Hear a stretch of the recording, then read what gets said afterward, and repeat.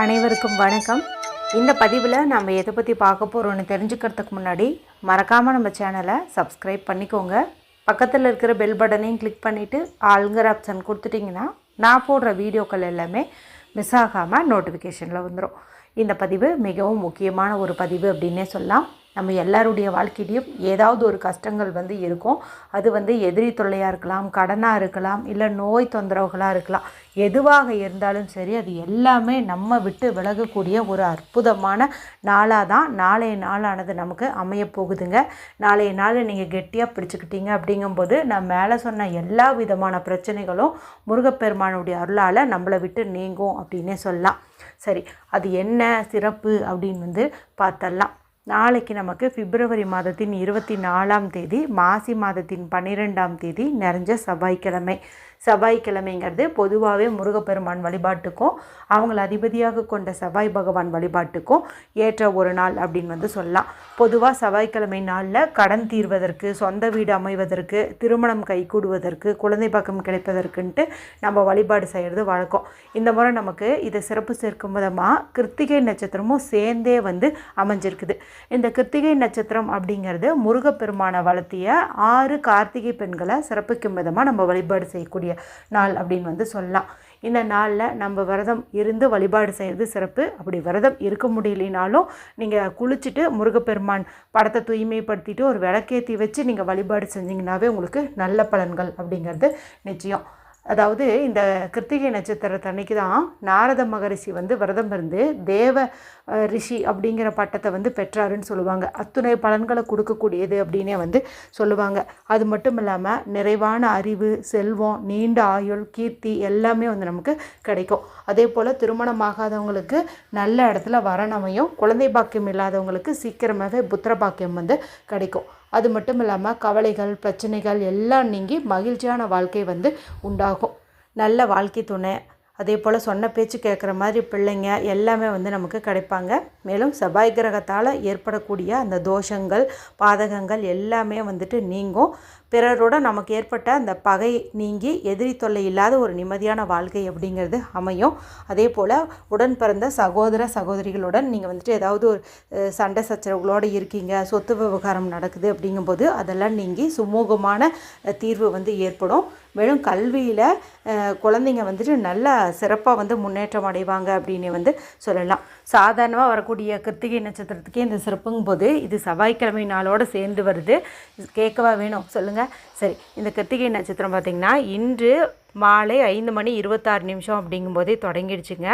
இது நாளை மதியம் 3:47 வரைக்கும் இருக்குது. இப்போ செவ்வாய்க்கிழமையோடு சேர்ந்து வரக்கூடிய கிருத்திகைன்னு பார்க்கும்போது நாளைக்கு நமக்கு 3:47 வரைக்கும் இருக்குது. ஏற்கனவே இன்றைக்கே ஒரு பதிவு போட்டிருந்தேன். இன்றைக்கோ அல்லது நாளைக்கோ இந்த கிருத்திகை நட்சத்திரம் முடியறதுக்குள்ளார அருங்கோணத்தை ஒரு குறிப்பிட்ட முறையில் வரைஞ்சி பர்ஸில் வைங்க. இதன் மூலமாக பணமே இல்லாத பர்ஸ்லேயும் பணம் இனி நிரம்பி வழியும் அப்படின்னு சொல்லியிருந்தேன். அதை நீங்கள் இன்றைக்கும் செய்யலாம், இல்லைன்னா நாளைக்கு கூட செய்யலாம். நல்ல பலன்கள் அப்படிங்கிறது நிச்சயம். அது மட்டும் இல்லாமல் நாளைக்கு காலையில் நமக்கு அற்புதமான ஒரு நேரம் வருது. அந்த நேரத்தை நம்ம சரியாக பயன்படுத்திட்டோம் அப்படிங்கும்போது தங்கம் விலை எவ்வளோ ஏறினா என்னங்க, கிலோவாக வாங்குற அளவுக்கு உங்களுக்கு வருமானமும் பெருகும், யோகமும் கிடைக்கும். ரொம்ப எளிய பரிகாரம். குளிக்கலினா கூட பரவாயில்ல, முகம் கை கால் கழுவிட்டு கூட அது செஞ்சிடலாம். ஜஸ்ட்டு கல்லுப்பு வச்சு செய்கிற மாதிரி தான் இருக்கும். எண்டு ஸ்க்ரீனில் லிங்க் கொடுக்குறேன், பார்க்காதவங்க பார்த்து பயன்படுத்திக்கோங்க. சரி, இப்போ இந்த பதிவு எதற்கானது அப்படின்னு பார்த்திங்கன்னா, பொதுவாக இதுபோல் முருகப்பெருமான் வழிபாட்டுக்குரிய நாட்களில் நம்ம கந்த சஷ்டி படிக்கிறது, கந்த புராணம், சண்முக கவசம், கந்தர் கலிவெண்பா இதெல்லாம் நம்ம படிப்போம். மேலும் வெற்றிலை தீபம் ஏற்றி வச்சு வழிபாடு செய்வோம். நீங்கள் உங்கள் குடும்ப வழக்கப்படி கிருத்திகை வழிபாடு எந்த மாதிரிலாம் செய்வீங்களோ அந்த மாதிரிலாம் நீங்கள் செஞ்சுக்கோங்க. இப்போ நான் சொல்கிறது பார்த்திங்கன்னா ஒரு பவர்ஃபுல்லான ஒரு மந்திரம். இதை கிருத்திகை நட்சத்திர நாளில் தான் நம்ம சொல்லணும். அதுவும் இந்த மாசி கிருத்திகை நமக்கு செவ்வாய்க்கிழமை நாள்லேயே வந்திருக்கிறது ரொம்ப ரொம்ப சிறப்பு. அதனால் இந்த மந்திரத்தை நீங்கள் முடிஞ்ச அளவுக்கு காலையில் வெறும் வயிற்றில் அப்படின்னு சொல்கிறது நல்லது. ஏன்னா மந்திரங்களை நம்ம உணவு எதுவும் எடுத்துக்கிறதுக்கு முன்னாடி வெறும் வயிற்றில் சொல்கிறது நல்ல பலன் கொடுக்கும். அப்படி நீங்கள் சாப்பிட்டதுக்கப்புறமா தான் வீடியோ பார்த்தீங்க பார்த்தீங்க அப்படிங்கும்போது அசைவம் எதுவும் எடுத்துக்கல அப்படின்னா நீங்கள் தாராளமாக இந்த மந்திரத்தை வந்து மதியம் 3:47 வரைக்கும் கணக்கு எடுத்துகிட்டு சொல்லலாம். ஏன்னா அது வரைக்கும் தான் நமக்கு இந்த கிருத்திகை நட்சத்திரம் வந்து இருக்குது. சரி, இந்த மந்திரத்தை பீரியட்ஸ் டைமில் பெண்கள் சொல்லலாமா அப்படின்னு கேட்டிங்கன்னா, இப்போ சுத்தமாக இருக்கிறவங்க குளிச்சுட்டு பூஜை அறையில் ஒரு விளக்கேற்றி வச்சு அங்கே உட்காந்து சொல்கிறது அப்படிங்கிறது நல்லது. பீரியட்ஸில் இருக்கிறவங்க தலைக்கு குளிச்சுட்டு இந்த மந்திரத்தை ஹாலில் உட்காந்துட்டு வடக்கு திசை பார்த்த மாதிரி சொல்கிறது அப்படிங்கிறது நல்லது. சரி, அது என்ன மந்திரம், எத்தனை முறை சொல்லணும் அப்படின்னு வந்து பார்த்தலாம்.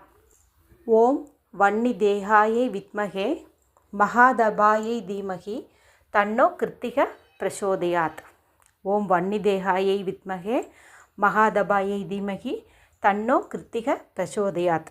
இதுதாங்க இந்த மந்திரத்தை நம்ம முருகப்பெருமான் கோவிலுக்கு போனாலும் அங்கே தீபாராதனை காட்டுவாங்க இல்லையா, அந்த சமயத்தில் 9 முறை சொல்கிறது, முருகப்பெருமான் கோவிலை 9 முறை வந்து சுற்றி வர்றது, இதெல்லாம் வந்து நமக்கு நல்ல பலனை வந்து கொடுக்கும். கோவிலுக்கு போக முடியாதவங்க எண்ணிக்கை கணக்குக்காக ஏதாவது கொண்டக்கல்லையோ நிலக்கல்லையோ இல்லை சில்லறை காசுகளோ ஏதாவது ஒன்று பயன்படுத்தி 9 முறை இந்த மந்திரத்தை வந்துட்டு சொல்கிறது அப்படிங்கிறது வந்து நல்லது. அதாவது வீட்லேயும் சொல்லலாம், கோவில்லையும் சொல்லலாம். எப்போவும் சொல்கிறது தான் மந்திரங்களை நம்ம சாதாரணமாக உச்சாடனம் பண்ணுறதை விட பக்கத்தில் ஒரு டம்ளர் தண்ணீர் வச்சுட்டு மந்திரத்தை சொல்ல பிறகு அந்த தண்ணீரை நம்ம எடுத்து குடிச்சிக்கிறது அப்படிங்கிறது நல்லது. ஏன்னா மந்திரம் சொல்லும்போது நம்ம உடம்பு வந்து தெளிவு பெறும், மனமும் வந்து தெளிவு பெறும் தான்.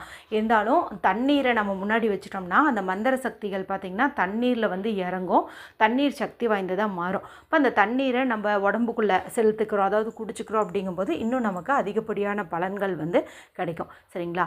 முடிஞ்ச அளவுக்கு இந்த சக்தி வாய்ந்த மந்திரத்தை காலையில் வெறும் வயிற்றிலேயே சொல்லுங்கள், அல்லது மதியம் 3:47 9 முறை சொல்லி பலனடையுங்க. வீடியோ குறித்து ஏதாவது சந்தேகங்கள் இருந்தால் கமெண்ட் பண்ணுங்கள். பிடிச்சிருந்தால் மற்றவங்களோடையும் ஷேர் பண்ணுங்கள், லைக் பண்ணுங்கள்.